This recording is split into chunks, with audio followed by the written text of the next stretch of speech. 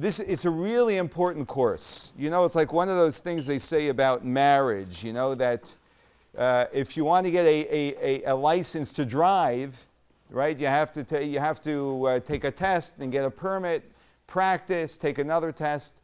You know, when it comes to getting a license for marriage, you just walk up to City Hall and you get your license, right? Without knowing really anything necessarily about it. And sort of the same thing is with parenting. We don't really think about parenting till we have our kids. And then all of a sudden we have kids. And as they say, you know, before you have children, you know exactly how kids should be parented, right? The second you have kids, you don't have any opinion on how children should be parented. And so we all know how much of a challenge it can be. So what we're going to be learning is actually unique because it's the art of parenting based on Torah teachings. So that's what's unique about it. So firstly, before we actually begin the course, I want to extend a big thank you to those who are sponsoring the course, which are Roman and Anna. Thank you for letting me embarrass you. But I really appreciate that and making it available for all of us. And what we want to understand is why we should be taking a course here on parenting. We should all be taking courses on parenting and reading books on parenting, that's for sure. But why should we be taking this course? So there are two things I want to share with you about why this course in particular is a very important course. And that is because Judaism has a fantastic track record. Fantastic track record. So on a number of levels, Judaism has a fantastic track record. The first thing is that we are here for thousands of years. Jews are here for thousands of years. And what's amazing is all of us know, right, that we're Jewish. And here we are, thousands of years after Judaism has begun. And we're very much connected with our identity. How does that happen? Well, if children are in outgrowth of their parents and the way their parents mold them, then clearly Judaism has been doing a fantastic job in raising children because we still have a very vibrant Judaism till today. And we all know how much oppression, and some of us in the room know firsthand what oppression is, and we just had it sadly once again in the news this past week.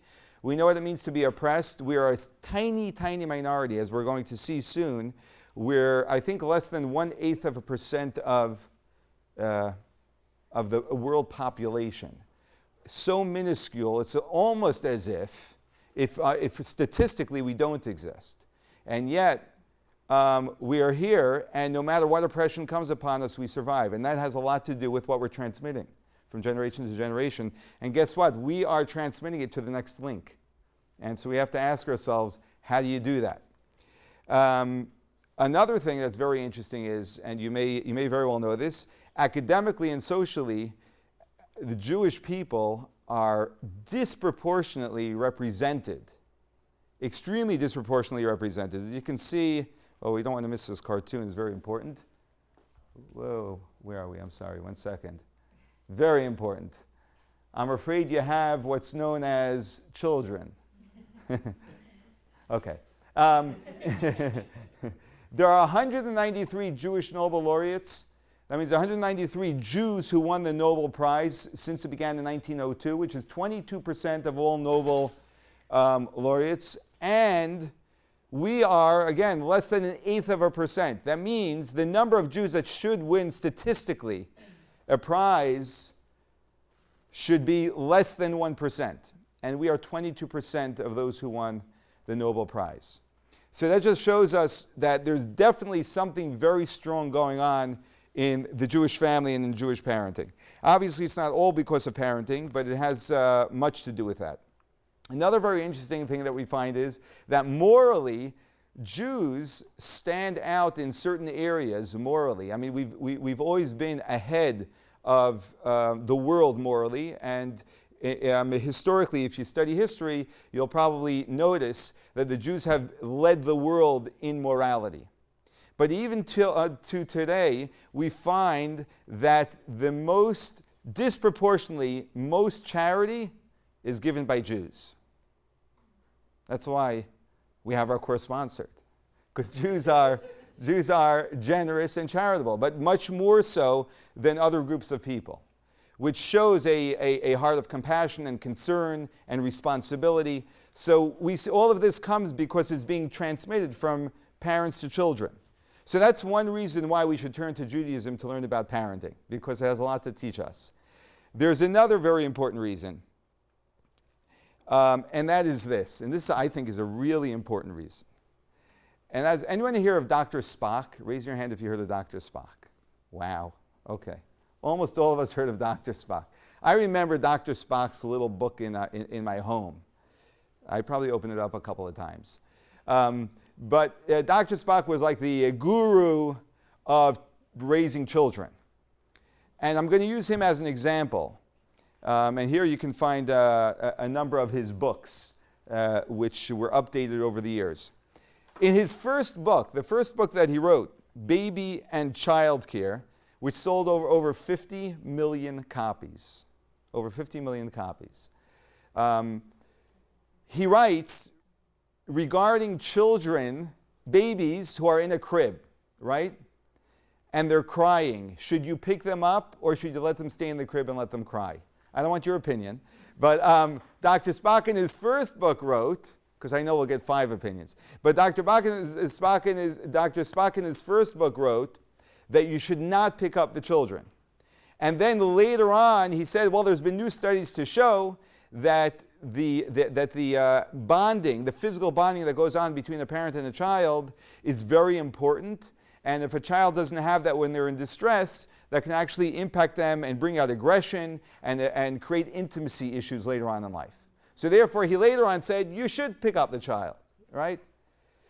And the point is that if you buy parenting books, you're going to find, if you compare the parenting books, you're going to find an endless number of issues where these books contradict each other.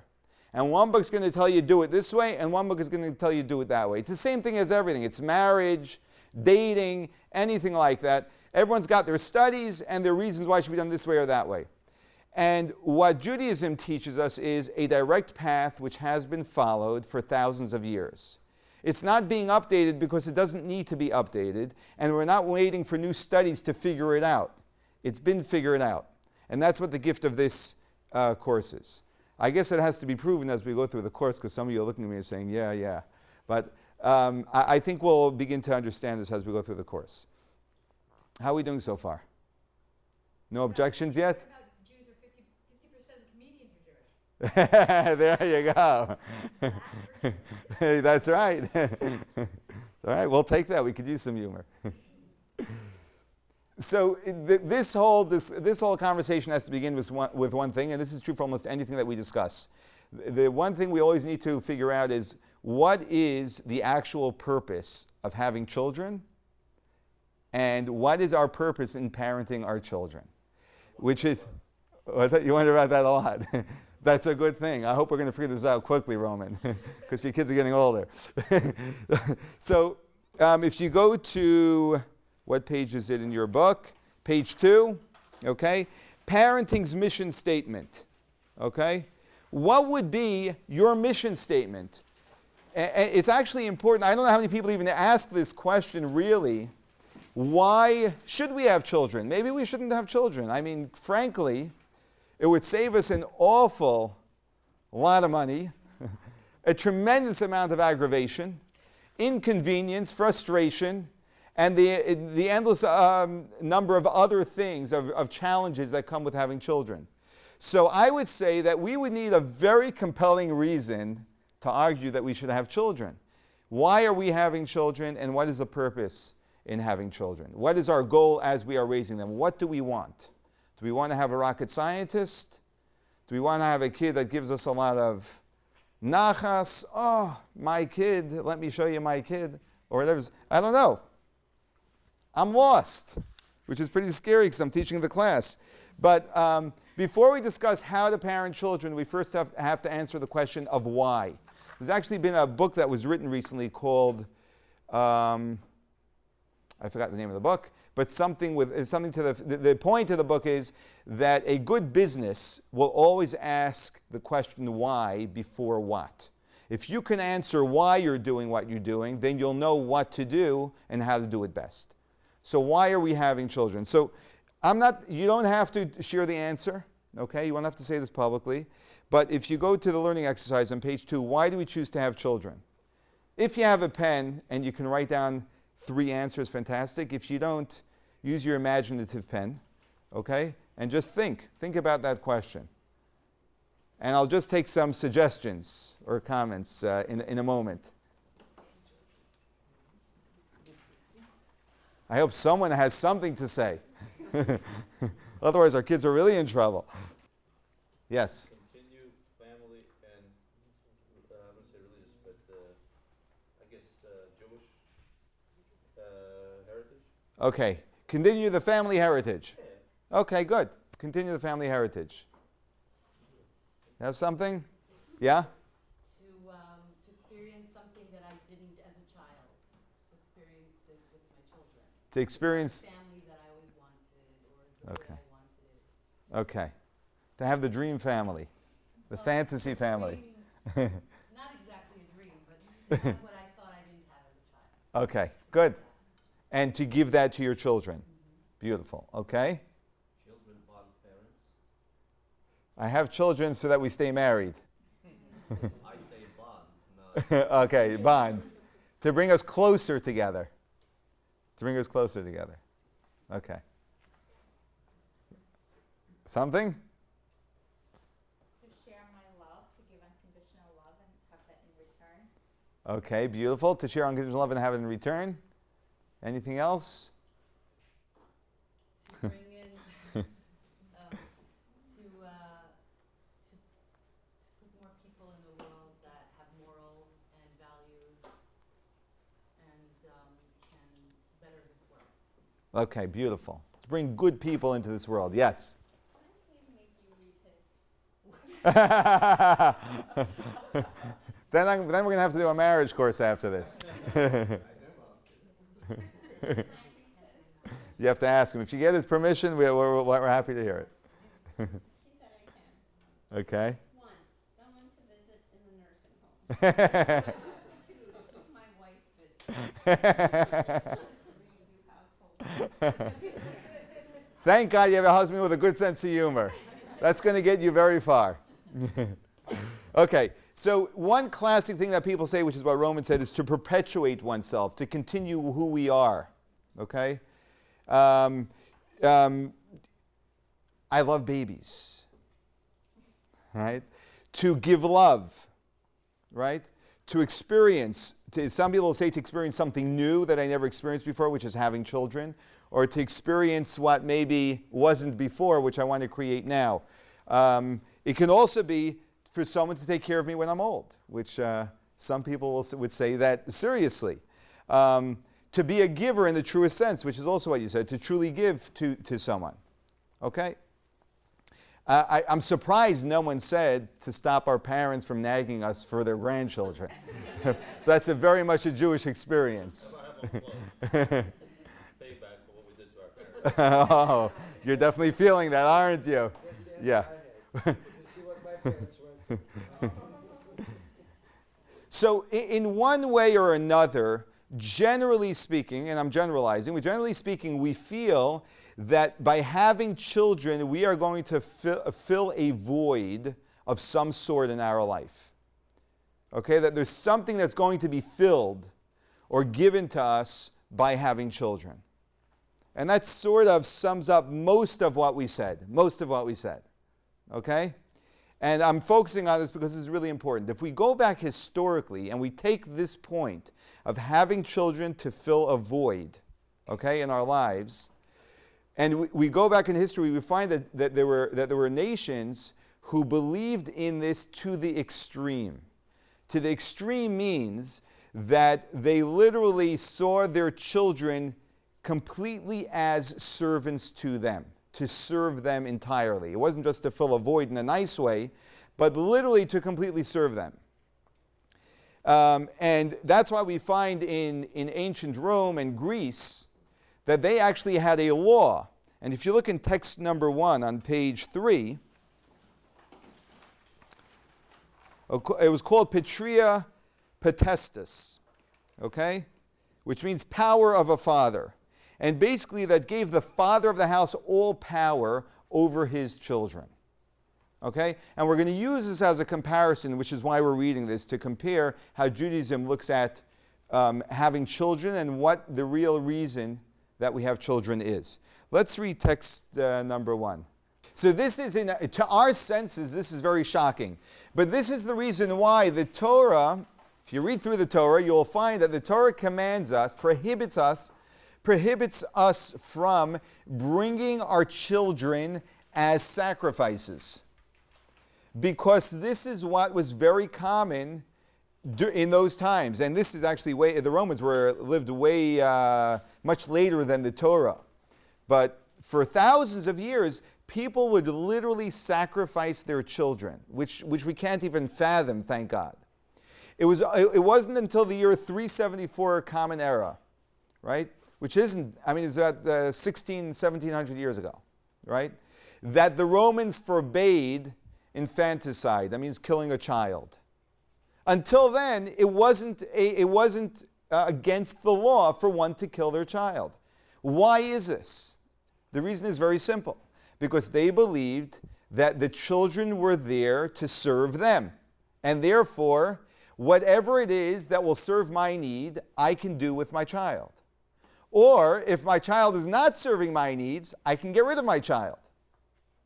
So it comes from this notion that my children are there to serve me. They are there to fill a need of mine. Okay? The Jewish view, obviously, is extremely different and has always been different, which is why the Torah commands us regarding such behavior, but has been way ahead of all of the other nations of the world in this respect. And that is that a parent has no rights over their child. What I mean by that is that one doesn't have rights over their child to control them and do whatever they want to do with them. In fact, in Jewish law, under the right circumstances, a child actually has the right to bring their parent to court, because a child is an independent individual. Now, obviously, they don't have all rights as a child until they're an adult, but the point is they are not just something that I own that I can do whatever I want with. And this point is a very important point, and that is our children are not our property. And sometimes you can hear parents, and we may be have been, guilty of this, where we sometimes will talk to our child in a way as if they are ours, and you belong to me, and you better do whatever it is that I'm telling you to do. Because it comes from that idea that the child is there to serve me, and if you're not serving me, then there are going to be serious consequences, as they would say. Why is this very important? This is very important because we need to understand first and foremost why we should have children, why the Torah wants us to have children, and what our reason what our goal in parenting and raising them is. And that is not, the short point to this is, it's not about me. It's about my child. It's not about me, it's about my child. In the Roman era, it was all about me. It was all about the parent. It's not about the parent. It's all about the child. That doesn't mean children run around free without any obligation, which we'll get to. But it does mean that the one I need to think about when I'm raising my child is my child. Because the reason why I have children is because the Torah gives us an obligation to have children. And by the way, I have 7 children, so that's my credentials for teaching this course. I've been practicing for 15 years to teach this course, and I practice every single day, almost every single minute. The Torah, it gives us an obligation, a commandment to have children. It's our obligation to have children, and it's our obligation towards our children to give them what they need to be brought up as moral people in a general sense, and in respect to us as Jews in the Jewish sense. But it's me focusing on them, not me focusing on me. This is a very sensitive subject which we're going to be able to analyze a little bit more in a few minutes. We're going to see how even the care of a child, when it comes to the care of a child in regards to who should actually be raising the child in difficult situations, that we always look at the child's need, not at the parent's need. Let's read text number 2a. This was a question that was submitted to a rabbi for a response based on Jewish law as to what to do in this situation. Do you give the child to the grandmother, or do you keep the child by the father? And the rabbi his point was that you focus on one thing. What do you focus on? What is in the best interest of this child? And in this case, what is in best interest of the child is being by the grandmother, where their child's going to get full care, as opposed to the father, who's going to drop off the child in places where the child's not going to get the proper care. And so this really demonstrates to us how much we need to think about the child, even when we as a parent may be challenged by that decision or even suffer from it. But the question is, who should suffer? Should I suffer, or should my child suffer? And in extreme situations, we all know that we would suffer in a heartbeat for our children. But when it comes to these softer situations or day-to-day situations, sometimes we actually don't see it that way, and we take it out on our child for our benefit. And in text 2b sort of reiterates exactly what I just said. Now, granted, in many instances, it's very hard to decide what is in the best interest of our child. And some of our difficult parenting decisions are those situations where we're not sure exactly what is in the best interest of our child. That's fine. That's part of life. But as long as we're thinking about our child and we're not thinking about ourselves. Look, think about it in the scenario of where we really want to go on vacation, right? Or we want to go away for a couple of days, right? And we have children, right?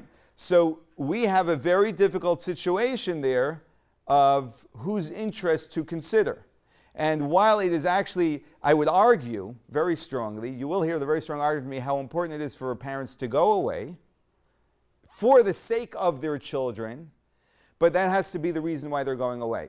Because if it's not, and the children are being adversely affected by it, which usually, of course, we can make accommodations, but you get a good grandmother or someone to come and babysit, hopefully, right? But the point is, who are we thinking about when we are making that decision?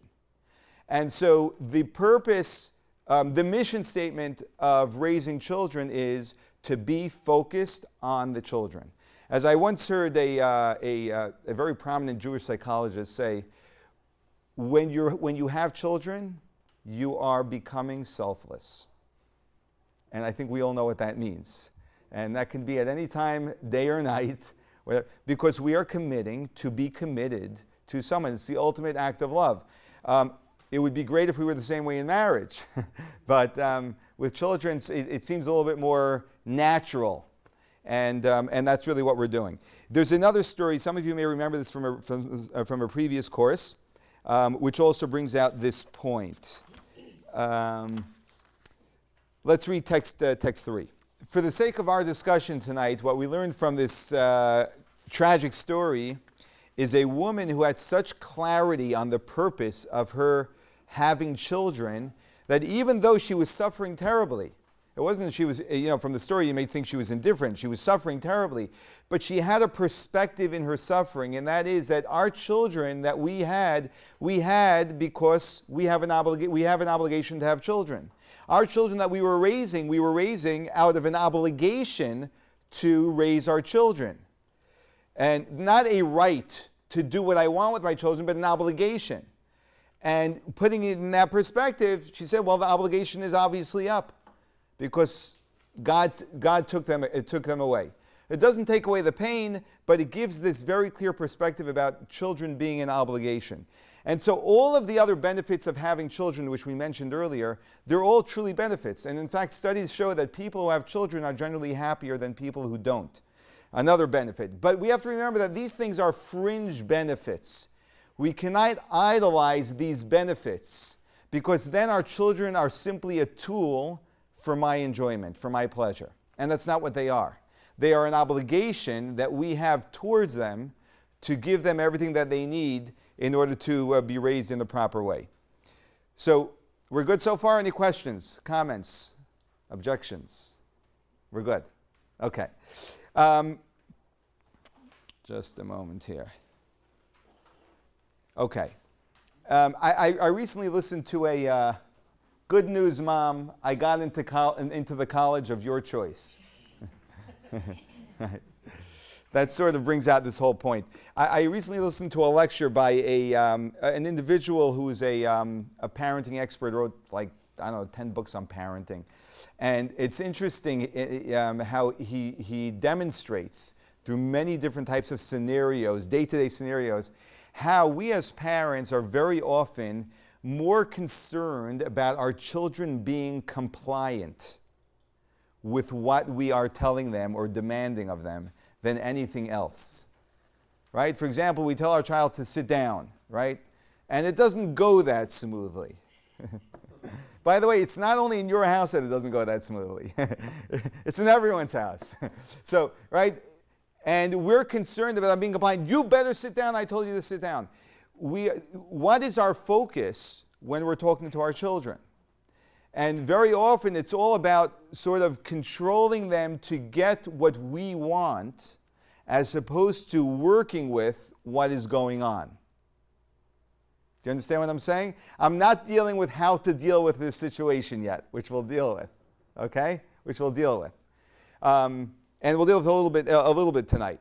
But the point is, what are we focused on? And you can tell actually from our tone what it is that we're focused on. Are we more concerned about whether the child is listening to me, whether I'm getting what I need right now? Is it about my frustration, or are we focused, in fact, on the child? Let's read text number 4. Let's do a great exercise here, okay? Let me ask you a question. Let's see if we can get some, this is going to be a tough one, okay? It's going to test your courage, okay? Have you ever yelled at your child because you were embarrassed? Okay? My hand's up for real on this, okay? Okay.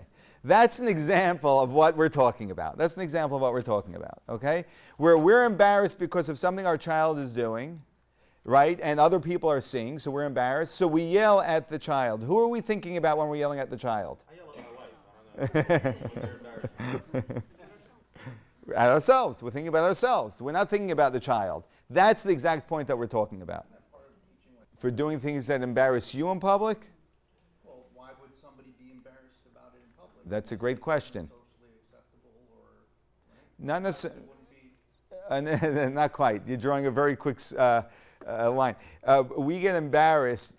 We get quite quickly because we are very self-conscious. This varies between people, obviously. But it's not because there's necessarily anything wrong with what's going on. Is it odd, and we'll discuss this in a minute, would you be shocked if you saw a 2-year-old baby sitting in the front of a supermarket wagon screaming? Would that shock you? Like, wow, I never saw that before. No. Parents get very embarrassed when their children do that, right? It's not socially unacceptable. It's not a question of acceptable or unacceptable. My kid's screaming. It's not like I can, clearly, it's not like I determine when my kid screams or not, right? I wish I did. But so let's go to learning. You understand what I'm saying, Javi? Okay. Let's go to learning exercise number 2. This is going to be interesting. Okay? One day, your 4-year-old son insists on wearing his favorite outfit to school. The problem, the pants are frayed and too small, and garishly clash with the shirt he has chosen. What is your natural response, and why? Go for it. Okay, good. What's your name? Mike. Okay, Mike says go for it. I like that. I'll tell you why soon. What's that? That's why he doesn't dress the Right, exactly. This is a man-woman thing for sure. The mother says, there's no way you're going out of the house like that. My response is big. Is he going to wear that? You're making progress, Roman. And it's working. Keep it up. Okay, so some of us understand immediately, you can't go out wearing that, it doesn't match. And it looks frayed, whatever it is, right? That would be may not be our response, but it's a classic response. So why do we respond that way? Why? Why can't the kid go to school that way? It's a reflection of us. Okay. Well, I wouldn't want anyone to make fun of him or Okay, good. him out. Very good. To experience humiliation. Okay. For some people, it's a reflection of us. For other people, it's going to be, we don't want the kid to be bullied maybe because they look odd. We also teach him what. Also teach him how to coordinate, Right, you know. coordinate and You're going to have to get married one day. retire, Okay, good, excellent. Yes. I think it's just the opposite. They have their own creative will. You're not second guessing their decision. Beautiful. Where she doesn't need me to make this decision for her. Great. If she has some social uncomfortableness from it, then she'll learn her own lesson if that's what she wants. But I let her wear whatever she wants. Beautiful. My husband is the one that's like, Oh, okay. creativity. Yeah, okay. Beautiful. Learning herself. Excellent, excellent. I think we got this. Good. No, I'm gonna break it down a little bit more in a minute. I want to go to the next one. Perfect. Your 2-year-old daughter has a meltdown in the supermarket. You're getting the look from annoyed or condescending fellow shoppers, as if their children never ever did this, right? And like, what type of parent are you? So what is your natural response and why? What's your natural response? Your child screaming. How do you deal with your your child? Mike, I hope you don't walk around with a shotgun. Okay. To your child, how do you deal with your child screaming? Feed him. Which candy do you want? Here it is. Yeah? Yeah. You're by the checkout where all the candy is and your kid's screaming. It depends if it's warranted or not. If he's screaming because he's in pain or uncomfortable, if he's screaming just because... No, he's screaming because the reason why kids scream in the supermarket, they want something from the shelf. Okay? But the teachers, they get what they want if they scream. It's not good. Okay. Okay. Good. So one mother says, hey, quiet them down, give them the lollipop. The other one says, don't give them the lollipop. You can't teach them that they're going to get whatever they want whenever they scream. Okay, here's the question. The question is one question. Who are we thinking about when we are making our decision? There is no right answer to this, by the way, as we saw in the first example. There's no right answer. Should you let your kid out in, mismatched clothing? You can argue that that helps them learn to make their own choices and get themselves dressed in the morning instead of learning that everything's going to be dictated for them. There's a strong argument for that, which I value a lot. There's a strong argument that it's going to adversely affect your child if they go out and they're mismatched. In both cases, as I'm describing it, it's about the child. Either decision is fine as long as it's about the child. The moment it's about me, because I'm embarrassed that my kid's going to walk out like that, right? So then that's a problem, because I'm not thinking about my child. I'm thinking about me. Ask yourself, why am I really bothered if my child walks out with a pink top and I don't know what, whatever doesn't match with pink. So the answer is really, I want to teach them, how to either coordinate or how to have certain attires for certain things, then it's fine by not letting them get away with whatever they want. As long as we're thinking about the child, which is in your case, you want to teach your child how to match things up and say, no, this doesn't go well with pink. Let me show you what goes well with pink, right?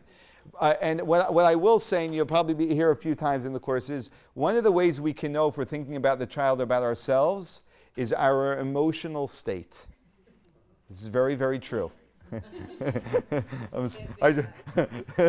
Sorry on that one, but this is true. When we begin to get emotional, frustrated, upset, or angry, it's about us. That's generally speaking an indicator that it's about us. When we're not getting frustrated, we know it's not about us, it's simply about helping the child. Okay? That's a very healthy way of measuring this. We're good? Okay. So this is a classic example, 2 examples of the difference between thinking about the child and thinking about us. I do have to say this also. Like Anna asked, how do we know if it's about me or it's about my children? The answer is only we really know why we are making the decision. No one on the outside knows why I'm making this decision. They can judge me, but they don't really know, right? Sometimes we also don't really know because we get so used to justifying and sort of lying to ourselves, if you will, covering up to ourselves. We confuse our own selves. So we have to get into the habit with time of getting to know why we really are doing this. And that is very helpful as we want to. If we want to be more honest about this and more concerned about the child and less about ourselves, if we're committed to this, with time we will be able to begin to distinguish why we're insisting on this. And again, our emotional state will be a great indicator. And then you're going to scream, "No, it's not about me, it's for the kid," okay? Which only emphasizes how much it's about you. Question, what about insisting your child to go to bed early? It's kind of about them and about you at the same time. You want to go to bed early, but the child needs to not have enough. Right.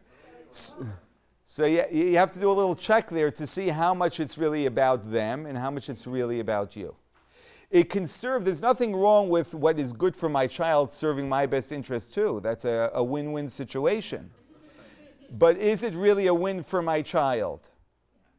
Okay, then that's great. That's great. That's fine. That's 100% fine. You understand what I'm saying? The fact that you're also benefiting from that, what is good for your child, doesn't make it bad. It makes it even better, right? But if it's only your benefit and not your child's benefit, that's a big problem. And this has many ramifications in our children, by the way, because our children pick up intuitively. Our children know us better than anyone else. And our children pick up intuitively that we don't really care about them. They pick this up as we can parent this way. So this is a very, very irrelevant point. Yeah. If we're doing something that we believe is benefiting our child, but the way we execute it, does that matter too? It does, because it speaks to the child. And the truth of the matter is, the way we execute it is a reflection of why we're doing it. So it speaks to us. It's a very big indicator for us. But it speaks to our child. So our children, we're going to discuss later in the course exactly how to go about implementing the manner in which we should do that. But that's very important. It's like 5 kids coming home from school at the same time, and they all want to tell you what happened. Again, you have to. I can tell you. You can tell them 1 second. Let me hear him, and then I'll hear her, and whatever it is. You know what I mean? Right. So you have to do what is in the best interest of the children at that time. And sometimes it's going to be to focus on this, which is more important, this child, which is more important, or that child, which is more important. Right? It's like, what happens if one child cut themselves and another child wants you to see the scribble they just made on the paper? So right? This is more important. And but you're thinking about the children, you're not thinking about yourself. So that's what you do in lighter scenarios also, where you have 2 things going on. You're going to have to wait a minute. I need to change the diaper. You go back, right? Yeah. Okay. So the main point is this. If you're walking out with something tonight, here's one thing you have to walk out with.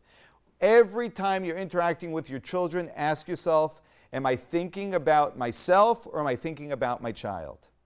That's all you need to ask yourself. And if you can answer that question, you will know if you're parenting appropriately. Okay? Okay. Let's go to the next point of tonight's lesson, which is another fundamental. You good, Michael? Okay. If I say anything out of line, you'll let me know, all right? How old's your oldest? Okay, so I thought you don't have more experience than me. Okay. This is the point of don't peer ant, which basically means don't be a peer to your children. This has become a very big trend in America, and it's a very unhealthy trend. Our children do not want or need us to be their friends. You know who's the first? You know who actually wrote this? Anne Frank in her diary. This is very, very important, which we sometimes don't realize, and that is children need parents. They need someone who they can look up to, someone who's on a different level than they are. They desperately want it Not only it's like discipline. Children desperately want discipline. They want structure. They want someone to help them structure things. They want parents. They don't want additional friends. They're going to have plenty of friends in their life. And this is exactly what she writes so beautifully. I need my mother to set a good example and be a person I can respect. And respect is someone that you look up to. Your friends, you wouldn't say your relationship is respect. It's probably more of love. But with parents, in addition to love, there's also the concept of respect, which we're going to see in a minute. The Hebrew word for parents, anyone speak Hebrew in the class? Oh, yeah. Abyssal. The wrong Hebrew there. Yeah. So parents, in Hebrew, parents are horim, right? Which the word horim, it comes from the same root as morim, which are teachers. Because the job of parents is not to be equals with their children, to be above their children so that they can actually teach them. Yeah. Is it age relevant or at any age? It has. What do you mean by age relevant? When the child is 5 years old, it's one story. When the child is 35 years old, it's a little different relationship. At any age, children need parents. And I think that, thank God, I have two wonderful parents. I think that people who have lost parents, I think, experience at that time that loss. It's very different than losing a friend. Right? And that's the reason why we mourn. Mourning in Jewish law for a parent is for 12 months, as opposed to any other relatives, which are 30 days. Because parents always need to be above, and there needs to be a reverence that children have for parents, which we're going to discuss. Now, let me say this, Gregory. I can definitely see that when our children are older, our relationship with them shifts because they are now adults and they're mature and we can speak to them in a different way. But a child always needs to respect and have reverence for parents, and parents always need to know that they are not an equal with their child. It's the obligation of a parent to make sure that they create the space that the child can have reverence for them. Otherwise, they're acting inappropriately. There would be certain things that if I would do right now as a rabbi standing in front of you would be inappropriate because it would break down the position that I represent. A parent represents a position for that child, and the child needs that. You see what I'm saying? Ilya? Yeah. It's just like a thought I have. Like, can Yeah. you force someone to respect you? Like, I understand it's your parents, you automatically have to respect them. Right. But let's say you have a disagreement, whatever. Good question. I mean, like, I'm not Sure. what the question is, but how Yeah. do you force someone to respect Right. So you're saying, well, how can I, as a parent, achieve that? It's not in my hands to decide. It's in my children's hands whether they want to respect me or not. You ever see someone walk into a room, and when that person walked into the room, you were able to see that everyone in the room respected them? If there's a way that we carry ourselves, so to speak, that sort of elicits respect from other people. A parent needs to do certain things that will elicit respect from their children, which we're going to discuss now. And so there is a way that we can influence our children's ability to have respect or reverence for us. Okay? Yeah. Sounds like there is a tension. On one side, the love to a child is a closeness. Another side, there is this withdrawal. So Yes, a space. A space, so to speak. There is a constant tension in that process. Absolutely. Actually, in every single relationship, any healthy relationship, you need to have both. In a marriage, you need to have love and you need to have respect. That means there needs to be a closeness and there needs to be space. Okay, which I'm not going to discuss right now, but both are vital for a healthy relationship. You need to have boundaries and you have to have closeness. But however, the way that works with children is very different than with a spouse. And that's what we're discussing now, because with children, that space is much greater than it is with a spouse. Okay? So it's not a contradiction. They actually support each other. Okay? You have clingy people, very hard to have a relationship with them. You have people who are very distant, very hard to have a relationship with them. But you need both of them. Someone who is very affectionate, we'll say, or very close, and at the same time gives space for the other person to be who they are. Okay, so let's read text number 6, the first Jewish parent. Why did God love Abraham? Here's the reason why. Text number 6. Why does God love Abraham? God says, because he instructs his children and his household after him to follow in the path of God. That means Abraham instructed his children and guided them in the path that he believed in. It's the obligation of a parent when we see someone doing something which is inappropriate or bad or wrong. That is an opportunity for us as parents to tell our children, do you see what that person just did? You should never ever do something like that because that's ugly. Did you see how they just embarrassed that other person? You should never embarrass another person. Right? That's a teaching point, and that is the obligation of parents, to be teaching our children and to be guiding them. When we see someone doing something beautiful, did you see what they just did? That was beautiful. You should learn from them how to have sensitivity. Yeah. My daughter always responds, don't compare me to other people. What should I say to her? Possibly you should agree with her. Yeah. Well, so the question is, why is she saying that? Which is a very, which brings out a lot of what comparing does.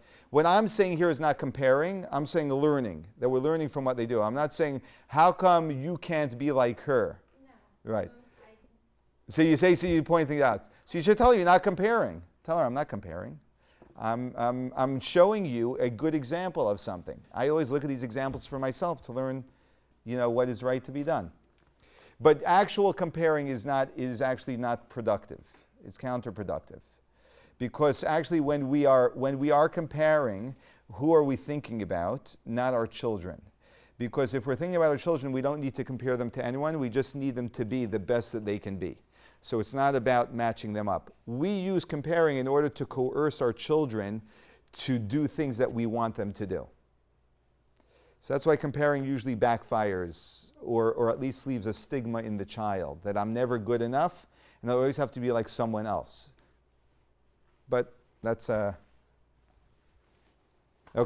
It's an example. It's not comparing, it's an example of something that somebody does right or wrong. That's what I'm saying. So that's what we just differentiated. When you show your, what's your name?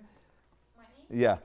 So when Anna shows her daughter something that someone does that is beautiful and says, when you have that situation, you should do exactly what that person did. That's not comparing. That's a beautiful thing, and that's what you should all continue doing, despite the protests. But when we're comparing by saying, why can't you be like so-and-so who always gets 100 on their test, or who can do 28 laps in 2.5 seconds, right, or whatever it is, that's not something which is productive. But a Jewish mother would never do that, right? No, not a Jewish mother, right. It's all just a theoretical conversation. Let me show you a great video. I don't know if you ever saw this video.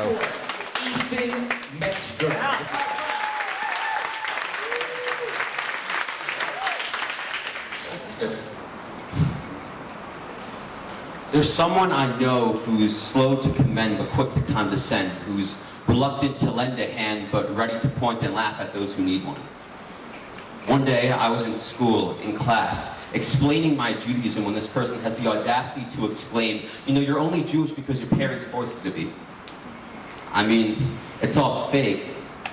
You don't pray to God because you want to. You only pray to God because your parents made you think you have to. You don't keep any of the laws of your own free will. Your parents just made you feel guilty if you didn't keep them. My classmates smirked. Your parents brainwashed you your whole life, made you think you were doing God's work, but they were just imposing restriction upon restriction. You don't have any real conviction of your own. You don't really know anything about anything. A silence swept over the classroom. I could sense on my friends look at me as to how I would react. I felt like this cure went after me, and more importantly, my parents. Excuse me, I thought? My parents brainwashed me? I had to think of a response, but the more I thought, the more I realized that the student actually had a very valid argument. I thought to myself, you're absolutely right. My parents did brainwash me. From the time I entered this world, my parents brainwashed me. As early as I can remember, my parents were brainwashing me to have respect for other people, for their belongings, and for myself. Since I was little, they corrupted me into thinking that I need to treat everyone else the way I would want to be treated, no matter what. My parents programmed me into believing that I should stand up for someone if that person were being picked on, that I shouldn't be a bystander if I could stop the evil from taking place. My parents brainwashed me? Yeah. My father twisted my infant brain in such a horrific way that he made me value my integrity. And to make matters even worse, he led by example. And my mom, she incessantly told me as a child again and again and again to just do the best you can. And that idea has now become so ingrained in my mind that I don't define success as whether I get an A or win the game, but as to give it my all. My parents perverted my way of thinking, causing me to believe that I need to be accepting of other people and their beliefs. They contaminated my childhood with mottos and maxims and lessons about love and faith and character, and yes, religion too. And I'm sorry for you that your parents clearly didn't infect your DNA with any of these ideals. But I didn't say any of that, because my parents also polluted my conscience into believing that I shouldn't judge someone until I walked a mile in their shoes, which it makes me think that God must run millions of marathons each day, and quite frankly, I don't have the stamina for that. But here's what I did say. You can call it brainwashing if you want. That's fine. I call it teaching. Thank you.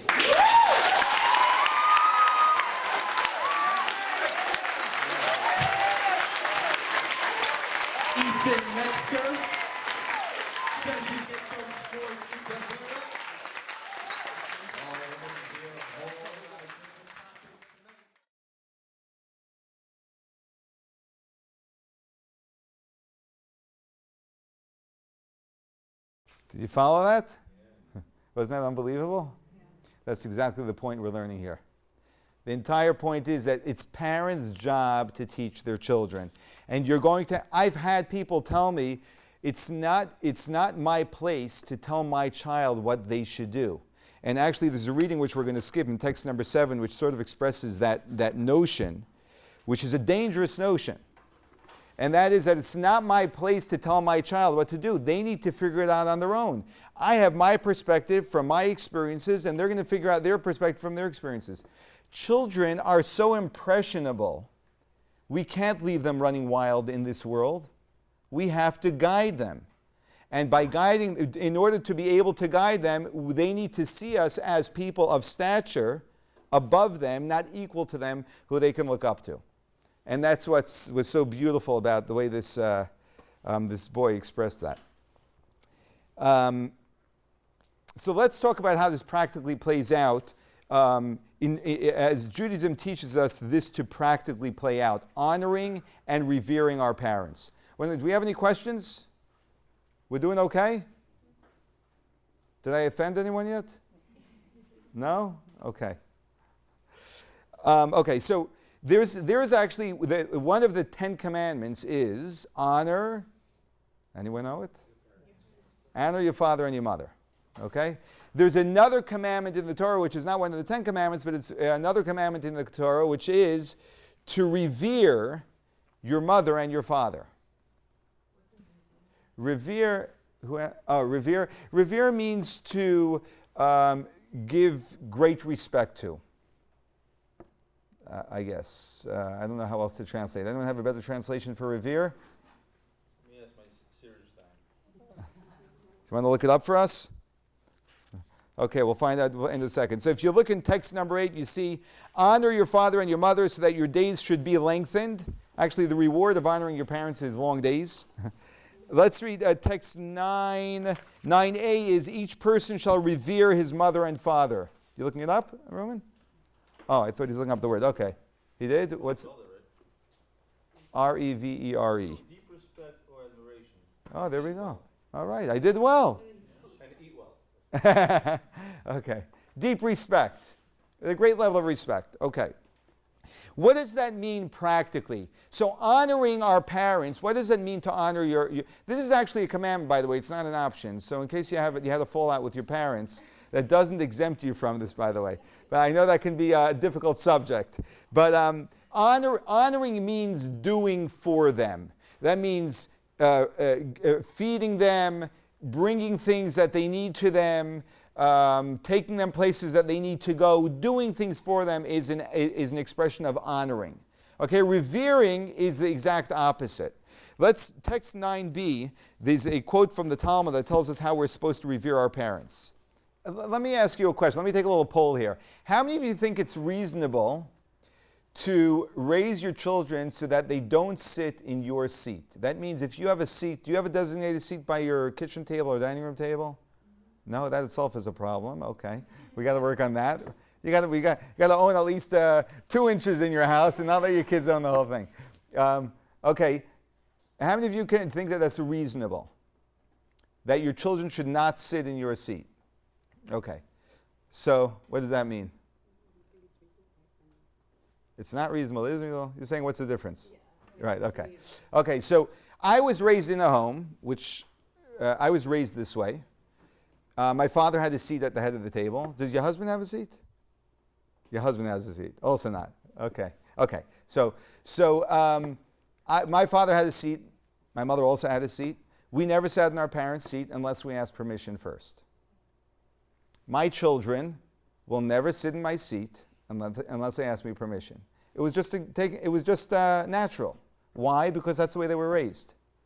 You can't sit there. You can't sit in. They can't sit in my seat. I even have a recliner in the living room, which they use far more than I do. I can't even remember the last time. Well, I actually sat there this Shabbos, but before they sit on the recliner, every single time before they sit on the recliner, they will ask me permission to sit on the recliner before they sit down. What's that? I missed the question real quick. When they were little, what happened then? They are little. No, I mean, when they're real little, they don't know better than they're not to sit in the seat. Okay, so if my 1-year-old doesn't ask me permission, but probably can. Is it appropriate for them to 3 years old. At 3 years old, they can definitely understand. Yeah, and once the oldest child knows it, every other child will know it. Because they'll make sure to enforce for you. You're not allowed to sit there. But anyway, here's the point. I just want to finish this point. The point is, this actually creates reverence. This actually creates reverence. You know, if a dignitary was here and was sitting in a certain seat, and then they got up to walk out of the room or whatever it was, and they were going to be coming back, no one would sit in their seat. It would be an act of disrespect. That actually creates a certain attitude that the children have. It's not fear. My children don't fear me, thank God. But it's a respect that they have. There's a distance there. They look up. There's something special here. And and this is true as well for calling a parent by their name, which is pretty standard, I think, universal, not to call parents by their name. But it's for the same reason that Judaism forbids calling a parent by their name, because that creates reverence. They have a designated name, like the president, father, papa, whatever we call our parents. You're not allowed to express a different view than your parent. This is a hard one. This is a hard one, huh? Even as an adult. Out of respect, you're quiet. Not only that, but what it's telling us is, when our parents say a view and other people are arguing with them, and we want to come to our parents' defense, we should not. Because when you voice support for your parent, you are giving the impression that your parents need support. And therefore, the law actually is that you should not support them, but you should just stand there in agreement with them, silently in agreement with them. The point I'm trying to bring out here is that there are certain specific things that we do that actually bring out a reverence, a respect that our children have for us. And that is our obligation to them. Now, sometimes, as parents, we feel uncomfortable doing that because we say, I'm uncomfortable, enforcing my respect. Right? That's what we would call misplaced humility. Because, the one who loses out when we do that are our children. Because our children need parents. And parents means people who are above them, who can guide them and teach them, who they see above themselves. They want that, actually. They desperately want that. Yeah. Sometimes when I'm in situations with my kids, and I feel like this is very important as well, going back to what you said, it's about me, not about my kids. Right. would enforce certain things that, would require them not to interrupt or not to talk back or certain things that show respect. Mm-hmm. It's about me though, Right. because I feel like they're. Right. Let's say you're on the phone. Is that an example? This contradicts what we talked about earlier, is what you're saying. Not that it contradicts, but it's really hard for me to understand how to parent. Okay. Let's say you're on the phone and your kid is calling you or being persistent, right? Let's say it happens all the time. I know it happens all the time. Multiply it by, yeah. So, no, actually, and this is not a difficult thing. There are two things going on. Again, it's the exact same thing that we're doing. The question is why we're doing it. When we tell our child, when we're on the phone and our child interrupts us, unless it's an emergency, our child should learn that it's disrespectful to interrupt their parent. However, if we get angry, it is clear that you are disturbing my phone call. If we are not getting angry, it is clear that we're teaching our child respect. Don't interrupt. How many times? Yeah, right. Okay. The anger comes after 5 times. Okay, so that's a very good question.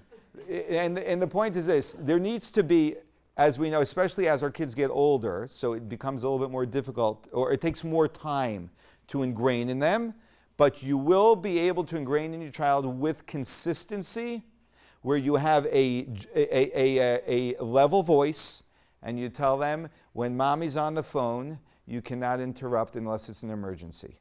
Okay? And I wouldn't even add the emergency probably, because then they'll tell you it's an emergency. Right? But when mommy's on the phone, you cannot interrupt. It's disrespectful. If you do that 20, 30 times, 2-3 weeks straight, they will stop interrupting you. Keeping the level. Try it. Try it. Give us a report 3 weeks from now. Let us know how it's going. They multiply by 7.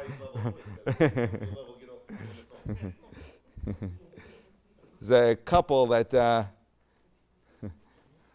Roman, there was a couple that got married, and they were speaking with friends, and the husband said, when we first got married, I used to do all the talking. When we first got engaged, I did all the talking, she did all the listening, right?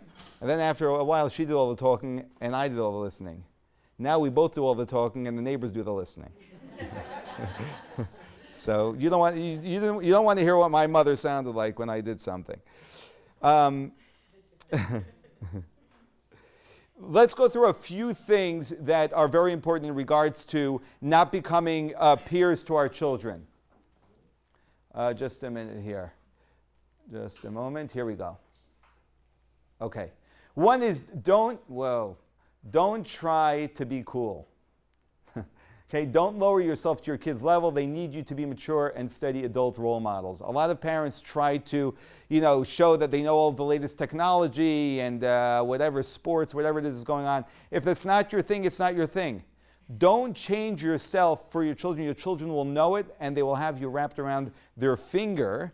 The reason why is because they know that you are trying to appeal to them as opposed to being a parent to them. Don't abdicate your leadership position. Show your children they have strong parents who take care and make the important decisions. It's inappropriate to bring your children into decisions that they should not be a part of. There are decisions that parents are supposed to make. And they need the leadership of the parents to do that. They need the security of their parents making those decisions. Here's a very important thing. Very important thing. Teach your children when they talk to you. This takes time. This definitely takes time. And this is probably the most challenging, to use a pleasant voice. It is disrespectful for children to yell at their parents. Now, obviously, we know that they get angry and this and that, but some children, that is their status quo tone when they talk to their parents. The second thing is to ask questions and not make statements. It's like a child comes home from school, opens up the refrigerator and says, "Why is there no food in this house?" Right? Right? Instead of making a statement, well, actually I posed in the question form, but they were making a statement that there's no food in this house. They should be saying, "Mom, I'm hungry. Is there anything that I can eat?" And when you calmly respond to that explosion by saying, rewording it the way they should be saying it, as some parents do, or telling them this is the way you should be saying it, or that's disrespectful the way you're talking, that emphasizes the way they should be communicating with their parents. Not to order a parent around. And here's a very important one. To correct a parent in a respectful way. I mean, correcting a parent in general is a very sensitive subject. I want to bring out another point. This is a classic situation. You're eating dinner, okay, and let's say you have an 8-year-old child, okay, 8-year-old child, and I'm specifically using a slightly lower age, okay.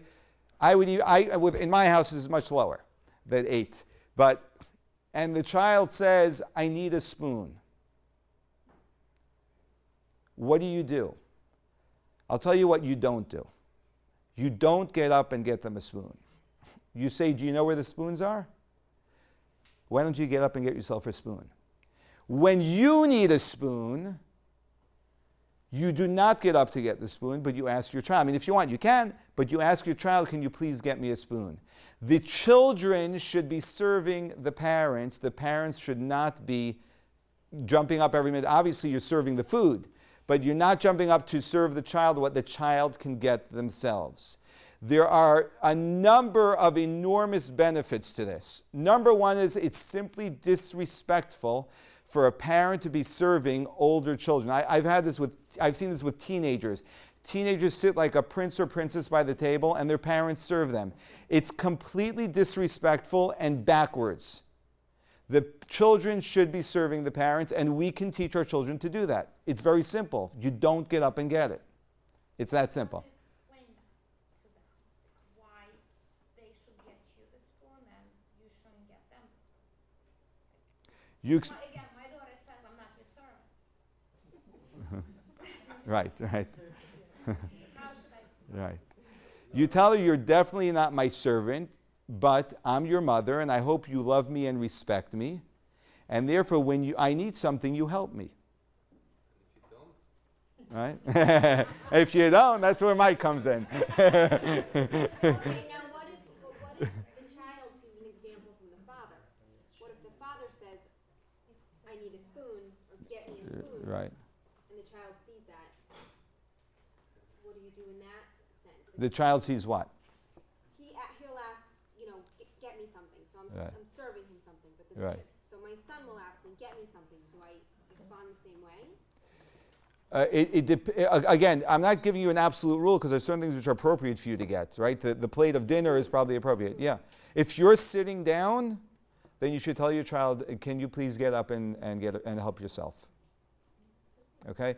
And also, when we speak to our children, which is beyond what we're discussing now, we should always treat them respectfully. We shouldn't be disrespectful or give them, but we should say, "Can you please get me a spoon or get me a glass," or whatever it is. But if you make this the mode of operation in your house, you can definitely change the shift.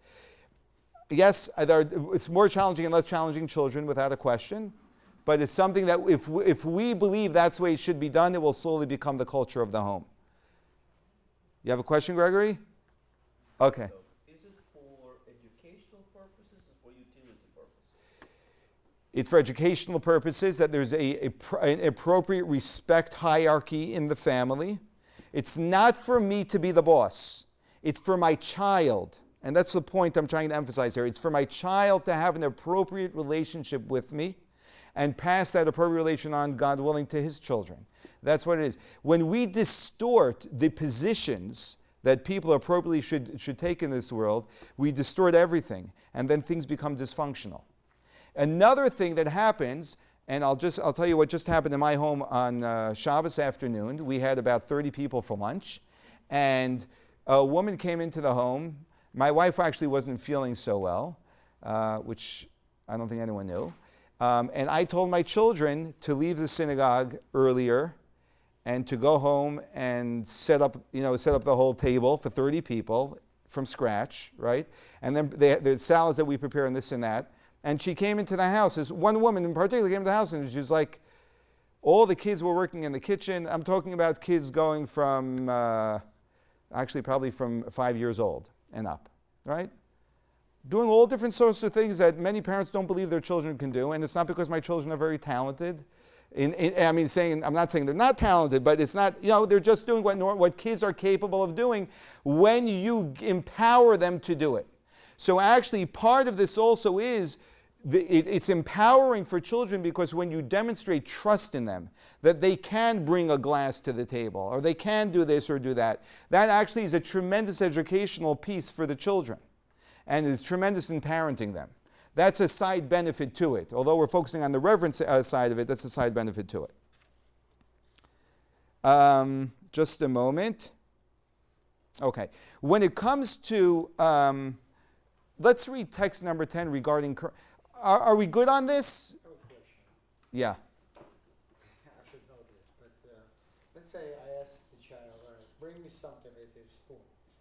And the child says, why, you can't do that? And they say, I'm asking you to do it, so you do it. So they have an attitude about it, but they still do it. What's your reaction to that?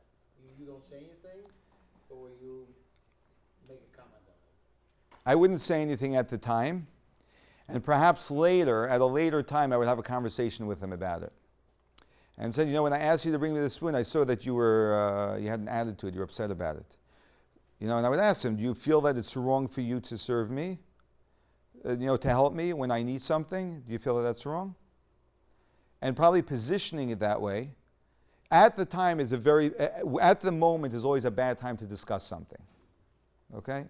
But at a later time, and you position it that way, it gives them a way to be able to see what they were doing. And that's what I would do. Yeah, Ilya. Will you be covering like proper punishment if none of this stuff works? Yeah. We're going to be discussing love and punishment. I think it's lesson number 5, actually. Yeah. Okay. So let me conclude. I just wanted to point out this thing in text number 10. Text number 10 is, let's read text 10. Who are we up to? A child correcting a parent is very problematic, and it needs to be done in a very indirect way where the child's not directly correcting the parent, but pointing something out. The parent double parks where they shouldn't be double parking. Instead of the child saying, Dad, you're not allowed to double park here, the child should say, Dad, is this a spot where we are allowed to double park? Or are you sure it's okay to double park here? Instead of accusing the parent of doing something wrong. Okay, these are all different things, different ways in which a child should show reverence to their parent. And it's our job to do our best to give this to them, because when we do, we are giving them the gift of a healthy structure and a healthy relationship with their parents. So it's our obligation to do this. And that's why we have to strive to do this. I want to, yeah. About what you just said. So Uh-huh. if the child said, you shouldn't have done that, we just simply go back and say, you can say that, but in a different manner? Say if there's something that you see me doing which is wrong, and sometimes I do things which are wrong, so just ask me if what I'm doing is appropriate. But don't tell me what's right and wrong, not because what I'm doing is not wrong necessarily, but because it's not appropriate for you to tell me that I'm doing something wrong.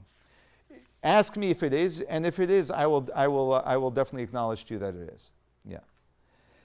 Again, this is all a long process, and I know we're dealing, many of us are not dealing with very small children. We're children who are a little bit older already. And so there is some reprogramming that needs to go on, and fine. Here's a point. Let me just conclude this, Gregory, if I may, because we're running out of time. Here are 2 takeaway points from the class. Point number 1 is, it's all about the child's benefit. What will benefit the child more? Will it benefit the child more by me saying it's not worth the hassle and the fight, and therefore I'm not going to say anything?